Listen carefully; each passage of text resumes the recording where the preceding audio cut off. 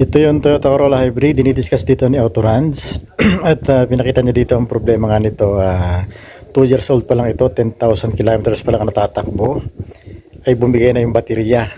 At ang hirap niyang i-repair. Kapag napanood niyo itong vlog nito ni Autorans, ma-realize na baka hindi na kayo bumili ng hybrid. Kasi yung hybrid, tulad ng kanyang ini-explain, yan ay kombinasyon ng combustion engine. Tapos meron po siyang isang separate engine na yun nga, hybrid. Hindi siya ordinaryong. So ang makikita mo dito, kung bibili ka rin lang kung electric, ay pure electric o combustion. Pero pagka napanood mo nga ito, nako, baka hindi ka matatakot kang bumili ng hybrid kasi ang daling masira, tapos komplikadong i-repair, napakahirap i-repair ng battery. At kung bibili ka ng brand new, napakamahal. Although hindi niya sinabi kung magkano, basta sinabi niyang napakamahal. Ito nga dito dinala ng may-ari itong kanyang hybrid na nasira, Toyota Corolla Hybrid. Napakamahal ng sasakyan ito, at pag nasira nga yan, napakakomplikado na mahirap i-repair. So siguro abang-abangan natin kung may magagawa ni na Autorans to, ang kanyang mga mekaniko, at kung mapapatakbo niya, mapapa-start itong hybrid na itong Corolla. So marami yung may hybrid, alam ko ang Suzuki meron din silang hybrid na Ertiga. Muli gaya sa kong vlog dati, kapag napanood mo ganito mga vlog at malakas-lakas pa ang tuhod mo, baka hindi ka na bumili ng CVT, automatic, saka hybrid. Talaga mag-i-stick ka doon sa basic, sa manual transmission. Talaga yun ang pinaka-safe na transmission sa aking tingin lang naman. Kasi ito, Toyota to, ito ay mataas ang trusted brand to, Toyota. Pero tingnan nyo, 10,000 kilometers pa lang natatakbo. 10 araw daw natingga to sa bahay. Pag start ng may-ari, anong start? Iniscan ni Autorans yung sasakyan, lumalabas nga doon napakababa, below the regular level yung battery. So ayun, napakakomplikado. Pag masdan mo pa lang yung engine bay niya, talagang masalimot na ang itsura. Dalawa yung engine kung tutuusin, isang internal combustion at isang electric. Yan, pag hindi nag-function yung electric, dahil nga mababa na yung battery, sira na halos, ay hindi na rin magpapangsyon yung internal combustion, kasi doon sa kumukuha ng kanyang power doon sa electric engine nakasama. So yun, para mas magandang paliwanag, panoorin nyo si Autorans. Pero isa lang nga ang ibig sabihin niya, talagang itong hybrid ay hindi siya trusted na engine na talagang matatakot kang bumili ito pag napanood mo itong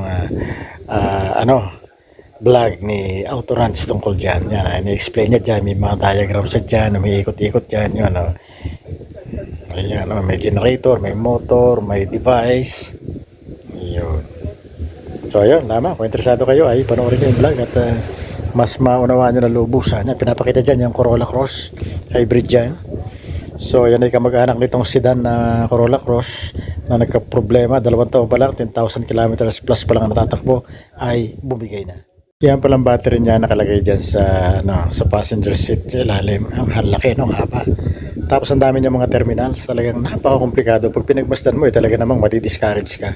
Sa itsura pa lang. Dito itatry nilang buhayin yan, yung kada slot niya, yung kada post. Mapakita dyan pag kinalas, yung mga posting maliliit. Bubuhayin nila yun kasi may mga may mga parang nagmamalfunction yan, binubuksan nila yung battery.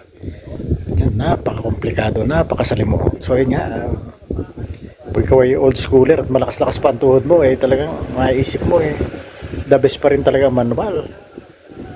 Hindi ganun kakomplikado. Talagang sa pagdaan ng panahon, pag-i-improve, teknolohiya, ay lalong humihirap ang mga bagay-bagay, parang gano'n. Pagkasasakyan, lalong humihirap ang mga bagay-bagay. Kasi nga itong internal combustion, ang hybrid ay kombinasyon ng internal combustion, yan battery. Kombinasyon ng internal combustion at electric, combine yun. Kaya sabi nga nito, expert naman itong mekaniko rito. Yan, tiyan mo, yan ang bateryan niya. Napaka-komplikado. Ngayon, kung ang daming pyesa o battery pa lang yan, sasakit na ulo mo sa itsura, So yan, hirap. Hindi siya yung ordinaryong battery na mga motolit na mabibili mo lang kung sa tabi-tabi ng kalsada, Ito hindi Saka pupunta, orderin pa siguro sa Japan. Kasi hindi ko sure kung yung Toyota branches sa Pilipinas, may nakaready agad ng mga battery. Kung wala, i-order ka pa sa abroad.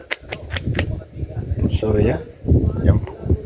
Talagang matatapang na tao lang siguro ang bibili ng hybrid.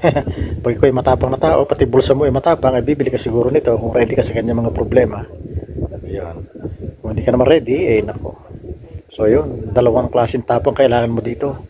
Tapang ng kalooban at tapang ng bulsa kung gusto mo ng hybrid. Yan ang itsura ng battery. Napaka-komplikado, no? Parang musical instrument. Oh, yan.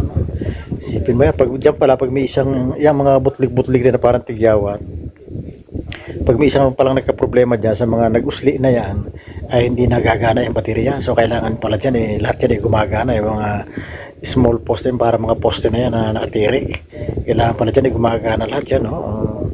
So parang magiging eksperimento ito ng kanyang mga mekaniko ni Autorans. Kasi first time siguro nila yung gumawa ng hybrid. At ang unang mission nila dito ay mapa-start yung sasakyan. Pag umi-start, edi medyo half success na yon. Medyo successful na yon. At pag umi-start, siyempre tatakbo na yan. Ano? So ayan. Abangan natin ang mga susunod na vlog ni Autorans. So far, ito pa lang ang mekanikong nakita ko na nagbablog tungkol sa pagre-repair ng hybrid na sasakyan. In this case, Corolla hybrid sedan. Hindi ito yung Corolla Cross. Tingnan din natin, abangan din natin kung may improve ang production nila ng hybrid. Pero sa ngayon, ako, nakaka-discourage to pag tinapanood ng iba. Nakaka-discourage bumili ng hybrid.